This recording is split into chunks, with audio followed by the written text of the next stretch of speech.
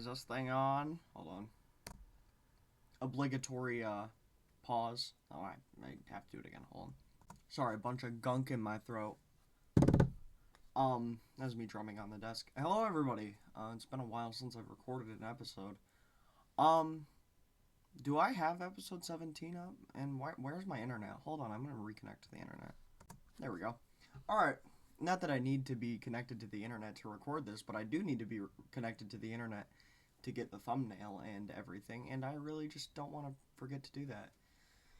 So, I'm not a fan of breaking tradition, but this year I broke tradition. I didn't do really anything for New Year's. I like releasing on New Year's Eve and New Year's Day, but I didn't do either of those things this year, actually.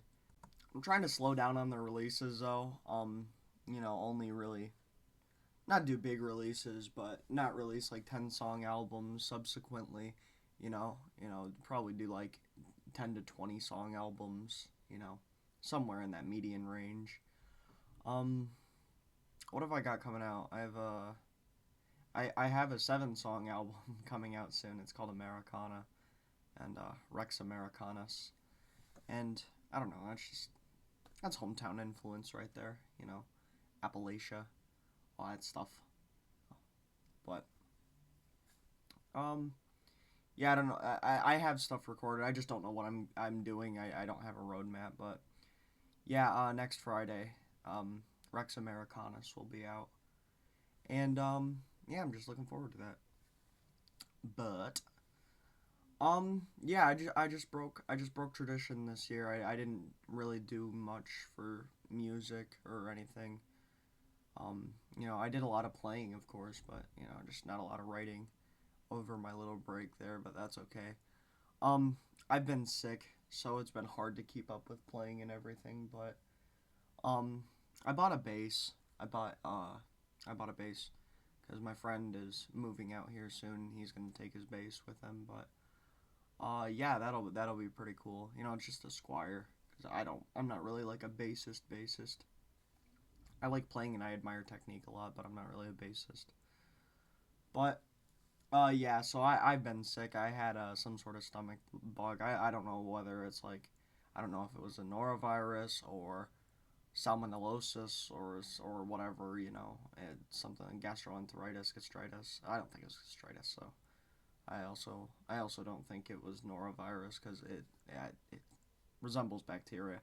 But as to what type of bacteria, I don't know. Escherichia coli. I think I pronounced that right. Or like I said, maybe Clostridium, but I don't know. I didn't go to the hospital. I can take care of myself. Um, but, um, yeah, what have I been doing lately?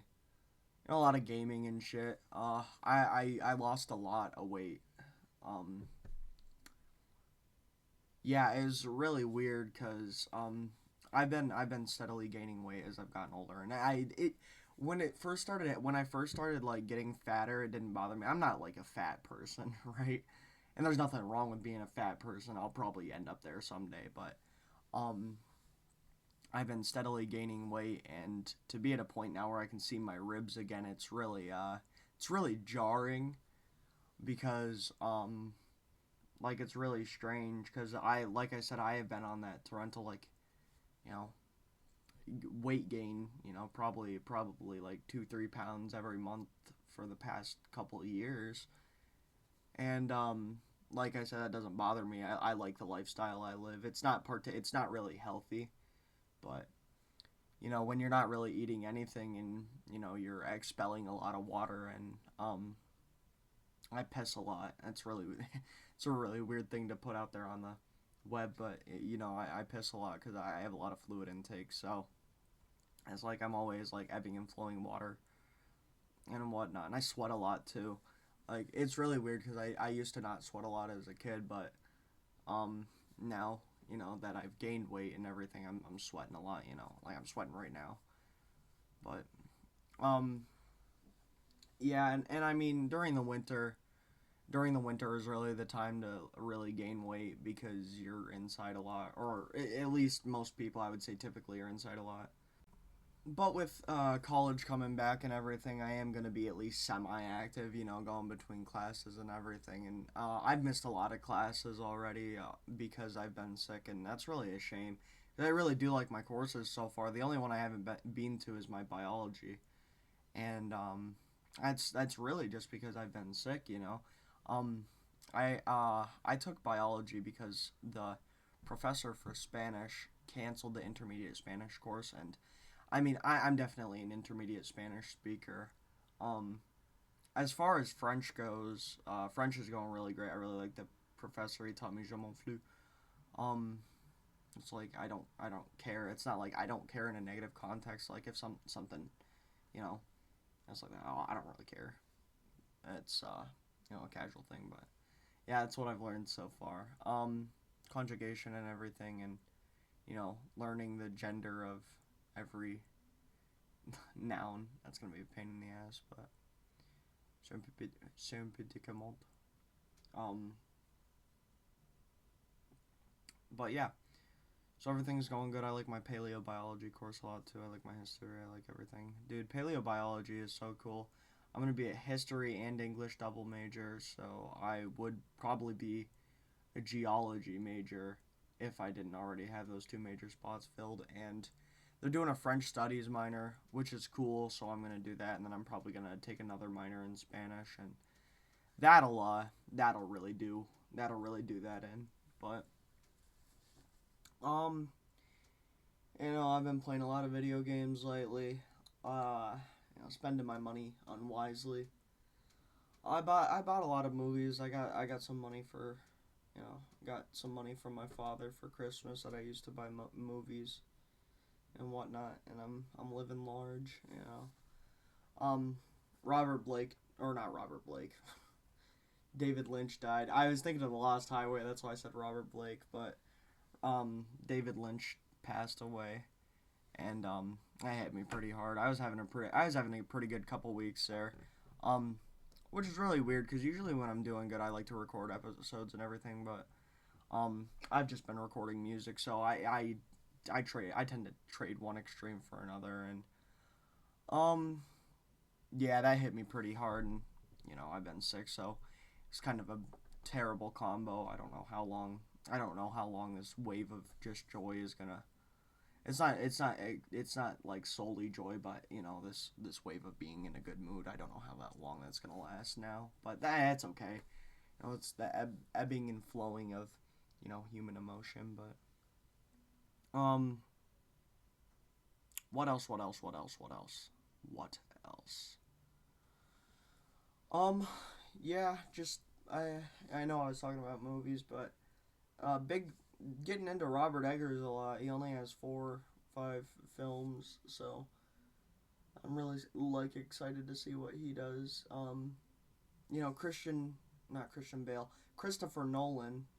Christian Bale's cool, but Christopher Nolan's doing the Odyssey. Robert Pattinson's gonna be in that, and I kind of had a little fixation thing with Robert Pattinson. I watched Twilight again. You know, Twilight is one of my guilty pleasure series, even though I don't really like Eclipse or New Moon. I don't really pay attention when they're on because I get the gist. But Breaking Dawn in the first, I really like the first movie, but Breaking Dawn always, you know, there's another guilty pleasure. It's a CGI baby. Oh, good old Renesmee. But yeah. Um, and that was after I watched The Lighthouse, and I really think The Lighthouse is really cool. I think Willem Dafoe's a really great actor. I really like a lot of the stuff he's in. Of course, he's a great Norman Osborn, and then uh, what else? He's an American Psycho too. The reason I say too is because I mentioned Christian Bale, and yeah, I think Willem Dafoe's really cool. I think The Lighthouse is probably like one of my favorite movies. Um, the whole male sexuality thing and the whole people say people I think Robert Eggers said this himself too. He said that it's like um I think he said it was like an allegory for homosexuality, and as much as Robert Eggers' input is important because he did make the film. I've mentioned Lawrence Perrine. When you put your work out there, it's subject to interpretation, and I don't know. I don't think that's the best possible interpretation because sexuality is a part of the movie, but the whole aspect of and he did say that that Thomas older the older one and well both Thomases are not gay together. They I don't know. I don't know how to put this cuz they aren't gay together. Like it's not a gay movie. I think they love each other in a really weird way. I don't think they're attracted to each other sexually, but I think they would have sex with each other. Um I don't know, it's really weird to think about and there is nothing wrong with the homosexuality or the really intimate moments between them. Like when they're it's kind of like they're dancing but they're hugging. That scene and how they fight, it's very it resembles marriage a lot. Like they do have that kind of homosexual dynamic. It's a really mature movie, but I think I don't think the movie is just about that. And I think it's disenfranchising to the whole movie. You know, I think it really is a commentary on how men think. And here's how I think about it, as someone who has had jobs like part-time, nearly full-time. I wouldn't say my job at Little Caesars was full-time, but it was kind of there. But um coworkers are really easy to get attracted to because you're around them a lot and there's a level of intimacy you have with your coworkers when you're working with them. It's not romantic intimacy, but people wear their emotions on their sleeves when they're working a lot, and you can see that by people getting frustrated. I know I did this a lot. I used to get really frustrated when I would fuck up because I prided myself on my work. Um, and there were things I didn't care about. Like I've always had like as long as I've worked, I've had I don't give a fuck attitude, and um that helps and it doesn't help at the same time. You do have to care about some things, and I have learned to care about some things, but for a majority of the time when it comes to expression, I don't really care. And I think that's the dynamic the Thomases have. They they really have that coworker dynamic where they don't like fall in love with each other, but they they get really close. And overall, what I mean by it's like a commentary on the male psyche. It's like with the whole the older Tommy's like farting and his superiority complex and his manipulation of the younger Tommy and making him do the grunt work. It's I don't know. There's a lot of it's not like an up and down oval of explicate like you can't explicate it as an up and down oval as it encompassing all these commentaries. It's more diagonal. I have no fucking idea what that means, but the way I see it is it's a commentary on male sexuality and how men are close with each other and how homosexuality arises out of that. I think because they do have moments of intimacy, but they also can't really stand each other. Like he starts you know he fucking chokes him out and he gets to the point of like wanting to kill him and Pattinson's character, he has trouble orgasming. He's holding the Little Mermaid thing, and he imagines having sex with the mermaid. So he still has that like primal. He still has that primal wish for feminine contact, and I don't know. It's a commentary on psychology too, because there's the panic of we're never gonna get out of this, or the storm, or it has what's the word? It starts with an S. superstition. It's bad luck to kill a seabird. It's bad luck to kill a seabird. It's bad luck to leave a toast unfinished. It's all these things. And then like also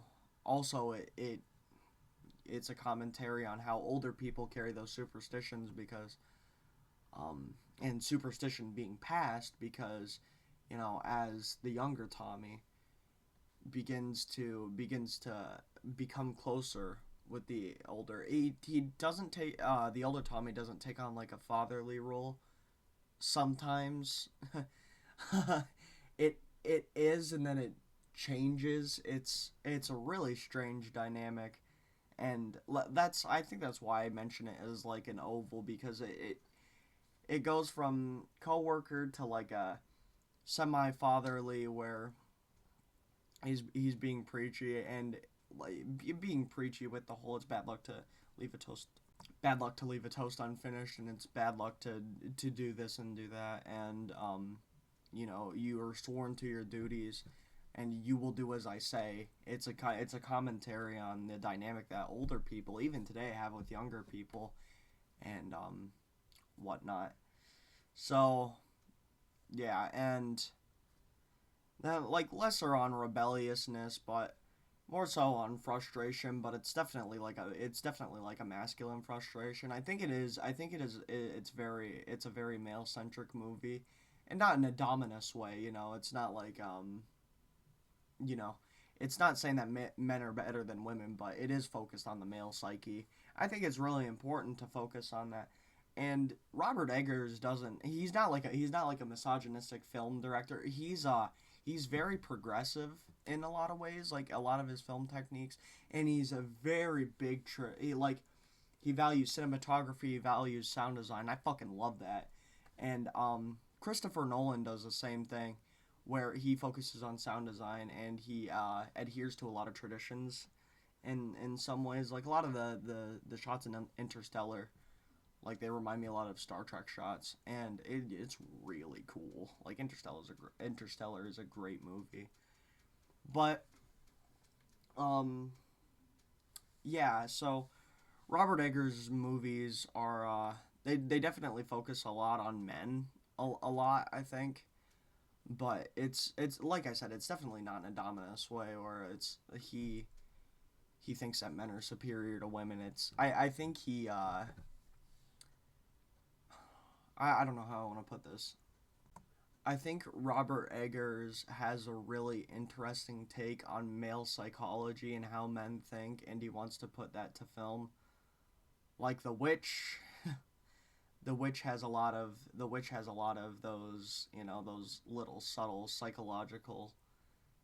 I wouldn't say I mean it is kind of a psychological horror movie, but the witch has a lot of like a little psychological things that you peer into superstition. I think superstition is a really big part of Robert Eggers movies, and um the Northman I think is the Northman is another commentary on uh like male traditionalism and how men feel the need to fight and avenge and everything. And I don't think he does it in a way I don't think he does it in a way that I don't think he does it in a way where like he thinks that men should be this or should not be this. I think he admires history a lot, so he pays attention to how historically um people have been. So it's kind of like it's kind of like an anthropology sort of thing.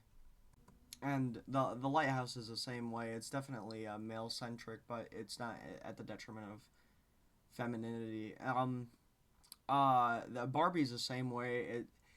Um Barbie's like a society movie. It talks about society, but it does a really good job. There is one joke that hit me right in the pride corner, and it's where the guy's playing guitar for his girlfriend. I haven't had a girlfriend in a very long time.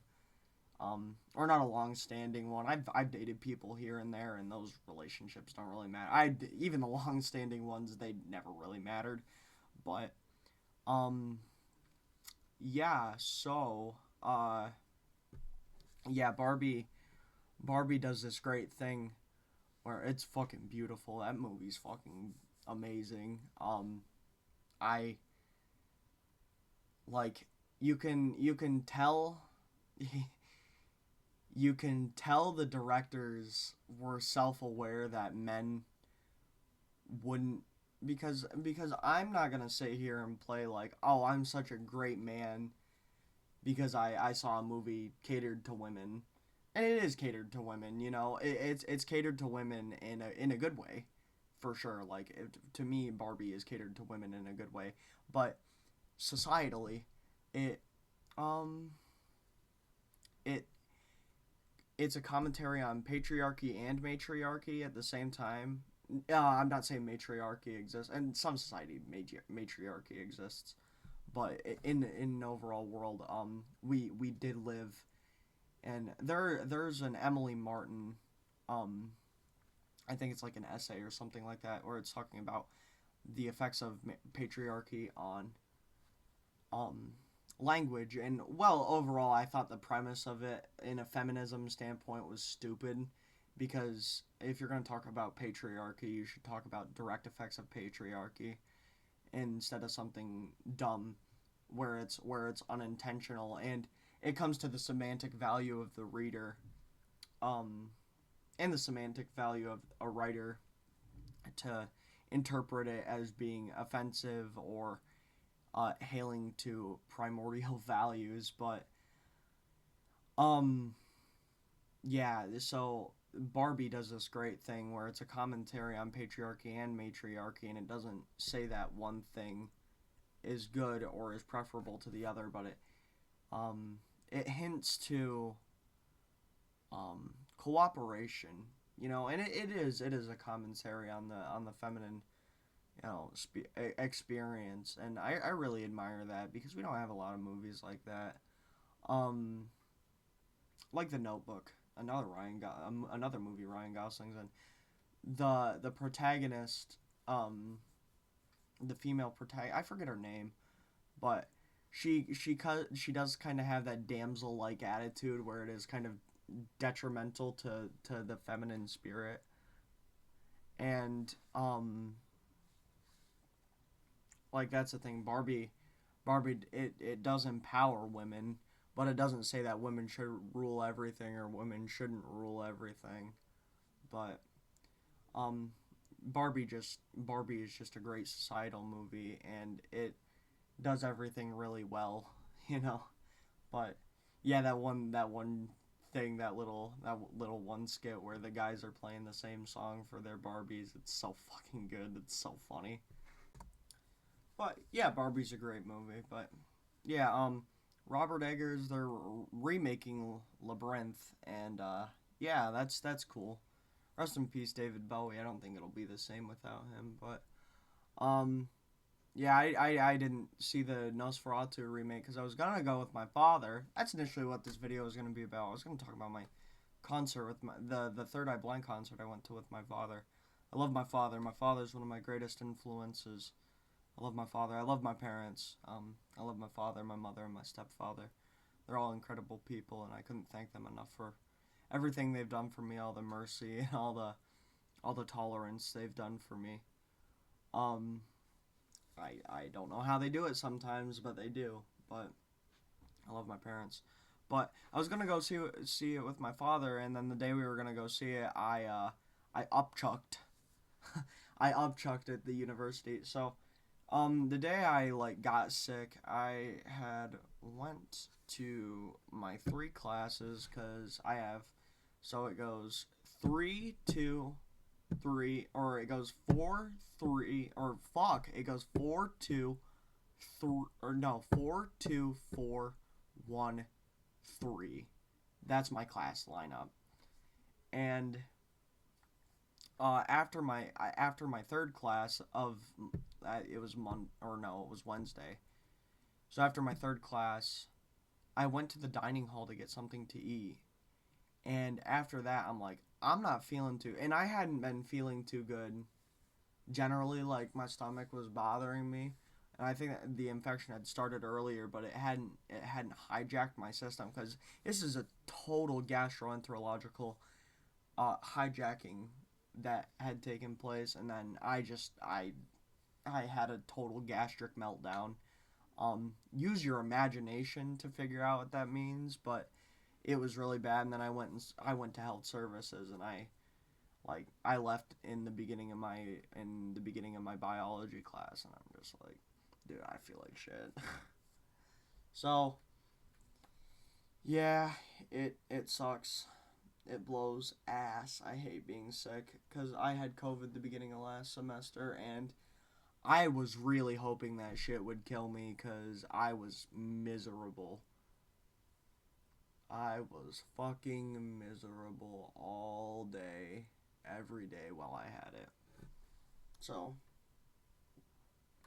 yeah, that was a lot of fun. But so I've been home. I've been getting better, and I mean, I would love to be more productive, but I I'm so sapped of energy. But I'm getting better. I'll figure something out here soon.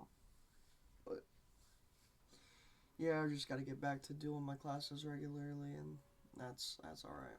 But so yeah, I didn't go see Nosferatu. It fucking sucked. But I will see it at some point. I'll watch it with my father. I will make that um I will continue that promise to him. I'll see it with him. But so yeah, on to the actual like topic of what I wanted to talk to or what I wanted to talk about. When I was a kid, when I was like 13, 14, maybe 15. It was so long ago I can't remember. But yeah. Uh like 13, 14, 15. I went and saw Panic at the Disco with my mother, and I wanted to see a concert with my father, and we went and saw Third Eye Blind, and that concert was great. And my father had his doubts about Stephen Jenkins because he's getting older. He's getting to be pretty old. And yeah, so it was a pretty good experience. We we got to the venue and he got VIP parking because he wanted to get out as soon as possible, at the end of the show because he didn't want to be driving super late at night. And it was Arizona and Yellow Card. It was the Summer Gods tour, July 5th, I think. It was either July 3rd or July 5th. It was either the day before or the day after. And the day before or after American Independence Day. Well, yeah, so Arizona was really good, and I had listened to them before when they put it. I didn't know they had put out like a semi new album. I only listened to their first two albums, I think, but they were really good. They were really great performers. The lead singer, he's short, but he has a really nice mustache. But their drummer, their guitarist, they're basically everything. It was fucking awesome. It was a phenomenal setup, and it was a lot of fun. It was like a mixture of like I don't know. It's like pop slash dance music with a lot of rock influence. I understand why Stephen Jenkins, because a lot of their aesthetic they have like a kind of like a low key hippie, you know, like they resembled a lot of like 70s and 80s a lot. Like the guitarist, I think he was wearing something like green, and his guitars were also really colorful. So like they did have that lineup, or they did have that look to them, and I mean Stephen Jenkins and Third Eye Blind, they're from California, I think. So no wonder, right? No wonder they picked some like a group with a lot of flair and a lot of panache. They're really cool dudes. And yeah, Yellow Card was on. They played a lot of various stuff from various albums. They ended with Ocean Avenue. Everyone knew that song, but they played what was the one song? They played a song I had never heard before because I had listened to the entire album Ocean Avenue because I think it's a really great album. or not like a really really great album. It's not like one of my favorite albums of all time, but it's a good album. Like it's probably one of my favorite like pop punk albums. And um oh shit, I have to jump back in when I say that because like I really like Enema of the State and I really like Enema of the State and fucking so I don't know. I have a really hard time. Oh, what was that? I have a really hard time I have a really hard time like pinning like one of my favorites, but I do really like it.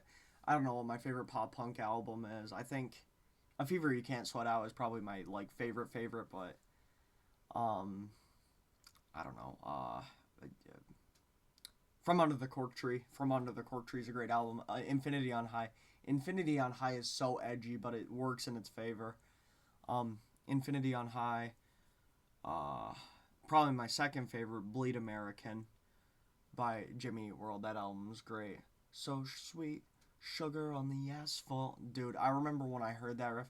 Dun, dun, dun, dun, dun, dun, dun, dun. Yeah, it's fucking awesome.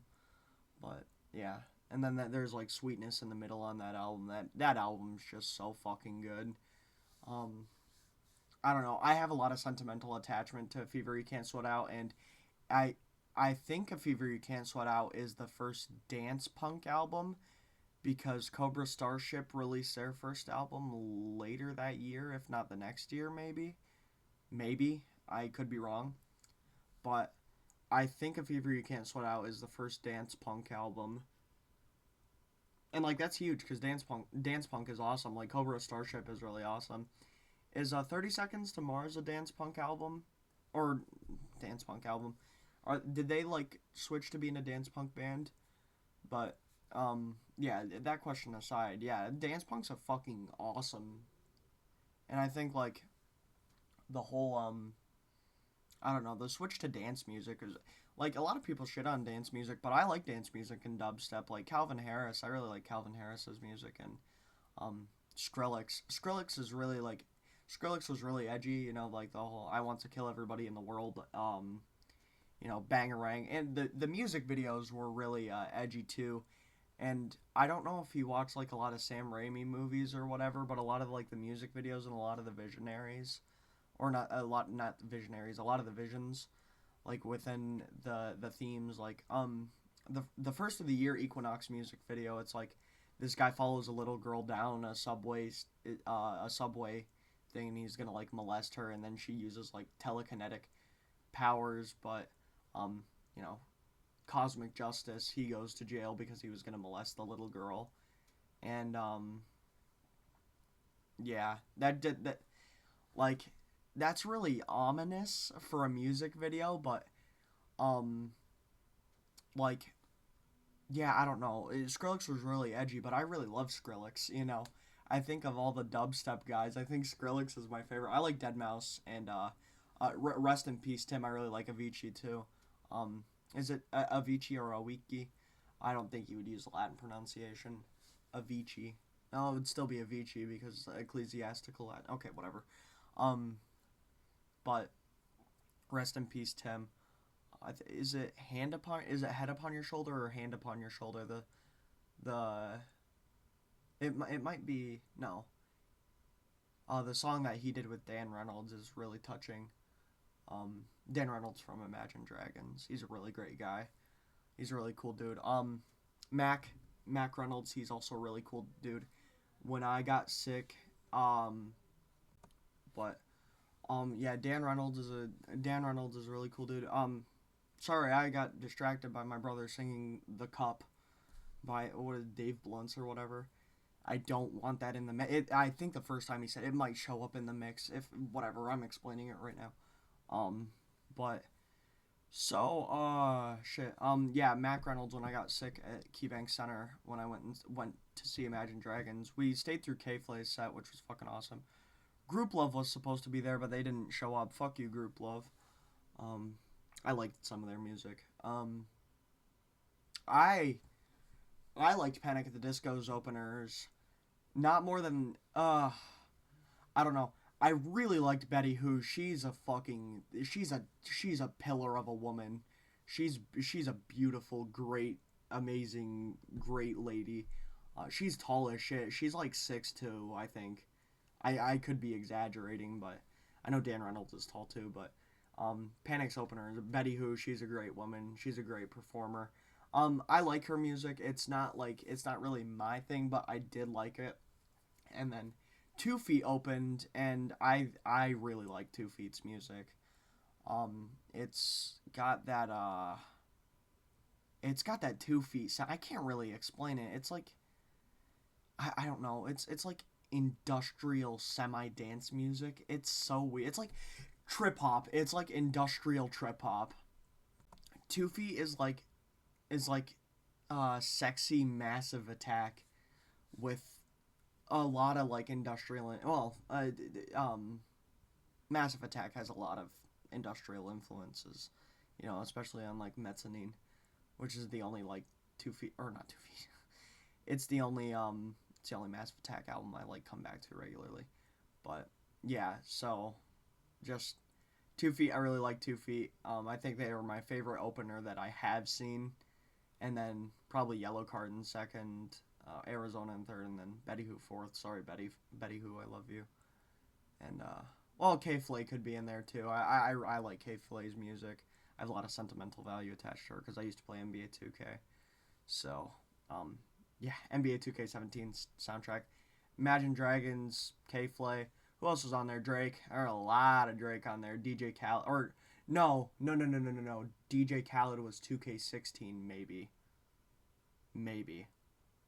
Maybe. Maybe? Maybe? Maybe, maybe?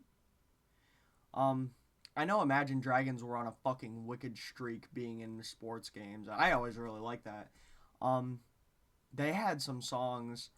What the hell is that guy's name? He's like Norwegian. The remix of Gold. I always really liked Gold. I always really liked the premise of the song Gold by Imagine Dragons because that's what rock stardom is. You get rich off of a hit. Everything you touch is gold. It's like you live in a world of artifice. Now I can't speak from personal experience, but based off of celebrity recounting, when everything you make, you don't get that realness anymore. When you start making something and people like it, you won't have anyone there, or you'll be so drowned out by the people telling you something's great that you don't really like you don't get the real criticism anymore. And I don't know. I've kind of had that, but now Imagine Dragons are like one of the most hated bands of all time. I don't get the hate for Imagine Dragons. I understand their music has become really commercial, but they're good people, man. But uh yeah, so I don't know if he would hold true to that now, but everything you touch turns to gold. It's a basic premise. But I'm So Sorry was in 2K16, I think, off of Smoke and Mirrors. That album was a great album. And then Evolve is really weird because the hits make me like recoil. I used to really like Believer, but it definitely hasn't aged on me well. I don't listen to it louder than ants breathing anymore. I'll listen to it. I really do like Evolve, and it really I never really thought about this until I saw it, but Evolve's album cover being a play on the Speak to Me EP is so fucking smart. I don't know if that was on purpose, but that's so smart. Like that's so cool. That's really cool. And it was an evolution of their sound. Some people say for better, some people say for worse. I don't think it's either. Um, I think their old sound. I think it's a good thing they moved away from their old sound because if we got another Smoke and Mirrors after Smoke and Mirrors, and Smoke and Mirrors wouldn't have the same punch. Like I love Dream. I think the song Dream is great. I fucking love that song. And Dan Reynolds' vocals on Smoke and Mirrors. Oh, they're great. But they're also great on Evolve. And then Origins is kind of a return to that like Night Visions-y sound, but it also keeps part of the evolution premise where I don't like the song Zero like at all. I hate that song. It was like the first Imagine Dragons song. I was like, I'm not a fan of this. But Machine is fucking cool. There's a lot of compression on that album. I'm sorry, but uh, Machine, great commentary on the music scene. I think a lot of people see that as hypothetical, or not hypothetical, hypocritical, because they were one of the biggest bands on the planet. But um, yeah, I don't know. I don't know if it was like I don't know, not like a diss track, but I don't know if it was commenting on anybody. I think it could have been commenting on any number of things, but like a lot of these bands that come out and they have everything handed to them, they are ill equipped to handle like what comes with it.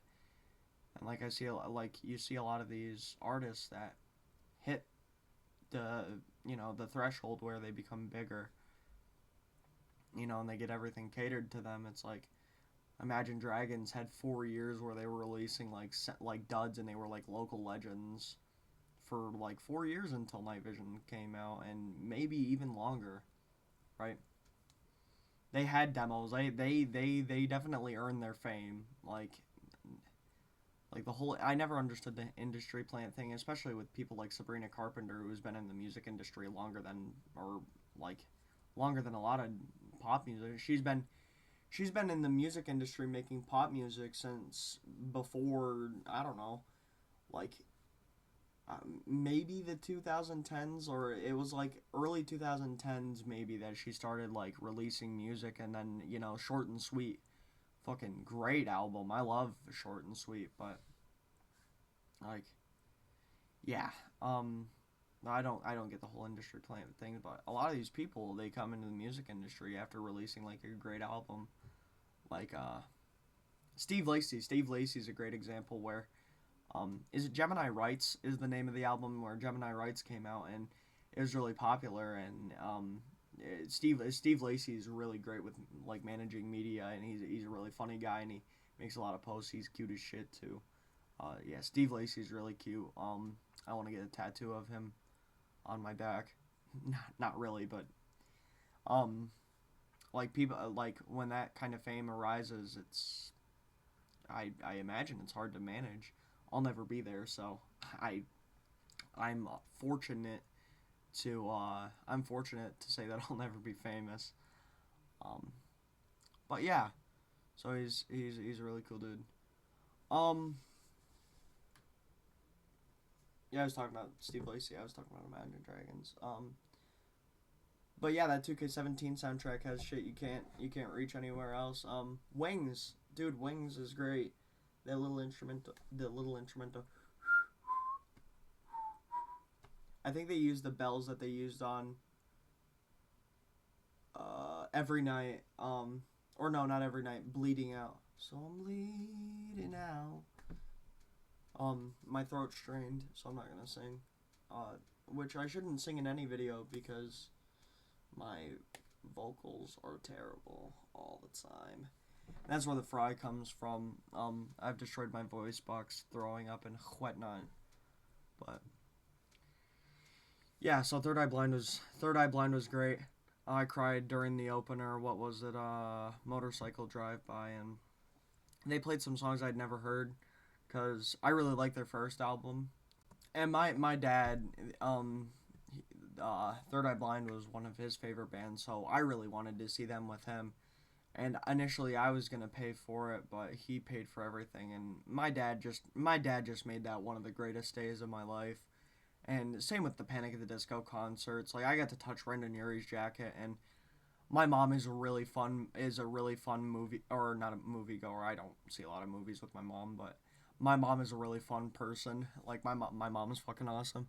She gets her days where she pisses me off, and I don't want to talk to her as much. But like that, my dad pisses me off sometimes too. Like all of my parents, they piss me off sometimes, and I'm sure I piss them off more than they piss me off. But my mom is a lot of fun to be around in public because she has such a bubbly personality. And there's no one like my mother. I'm fully convinced there's no one like my mother. She has such a warm personality. I think my mother and my grandmother who I love so very dearly, and I spent a lot of time with as a kid. They're like campfires where they're just so warm to be around. And then my other grandmother, my mom's mother, um, she she's a very calculated person. She does a lot of on the spot thinking, and my grandmother, um, she's a very smart person, knows how to work with people really well, and I really admire that. I really admire my mother's mother, even though I don't really talk to her a whole lot. I wish I talked to her more, and that does follow me, and that falls on my mother's father as well. I wish I spoke to him more, and it's I really feel bad for not talking to them because you only have your family members for so long, and someday they will die, and then I mean eventually someday I will die, and I'll leave behind something. I hope I leave behind something worth leaving behind. I don't know if I want to. I don't think I want to be remembered as. I don't think I want to be remembered at all. Um, I just hope the things that I've made don't get left behind. Um, I'm not saying like if they bury me, it's up to whoever. You know, if they want to cremate me, cremate me. You know, if they do cremate me, I would like my ashes spread. Um, this is very dark. I would like my ashes spread at my old house in downtown, in the downtown region of the city I live. Where you know next or it's by a funeral home. So I'm not specifying where I live, but that downtown region, I would like my ashes spread in that plot of land, whether it be in the grass or the backyard or whatever. Just be sure not to disturb whoever lives there if the house is still standing. If the house is not still standing, or there's or they build something over it, that's completely okay. Just as long as you spread the ashes in that area, and then put some of the ashes in the graveyard, or not the graveyard. Put it in the pond of the cemetery where the ducks are, where my grandfather's buried, and then put some put some in Berlin. Uh, you know, if anybody wished to make that odyssey, spread some of my ashes in Berlin. But were I to be buried, I don't know. I would want to be buried in Cattaraugus, next to. I would want to be buried near or in Cattaraugus, where Heman, my my one of my great grandfather, I think it's like um my great grandfather Clifton, and then his father. No, because no, Clifton's grandfather was Tennyson Tenbrook. Um, so yeah, so my second great grandfather, my great great grandfather, I would like to be buried in his vicinity. Um, unless they would bury me in Haverhill, in Massachusetts, where near where Matthias Button is buried. Um, then I maybe prefer that, but uh, yeah, if not there, Cattaraugus, and if not Cattaraugus, I'd like to be buried in the same area that my grandfather, my grandpa Rich is buried. Um, just in homage to him. And yeah, enough of that topic. That's really sad, but I don't plan on dying anytime soon. So yeah, what was I gonna talk about?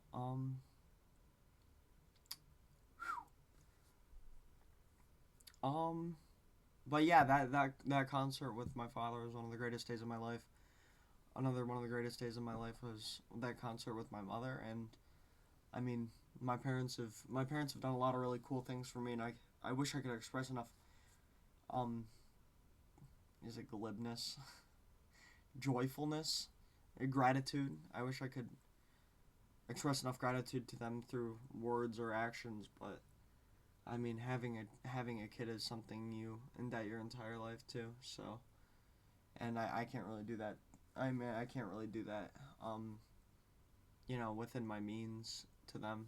Otherwise, I wish I could. But really thankful for my parents, really thankful for my family. But yeah, it is the new year. I don't know how frequently I'm gonna be recording. Back in college, you know the deal. I'm not really gonna reiterate the same things I've said before, even though I've probably done that a bunch. I've talked about all sorts of things on this podcast. But um, really thankful for everything that's happened. Really thankful for um everything going good in my life right now. It's really awesome. And stay tuned for Rex Americanus. And thank you for listening. I'm Evan. Do swidania. Auf Wiedersehen. Have a good day, everybody.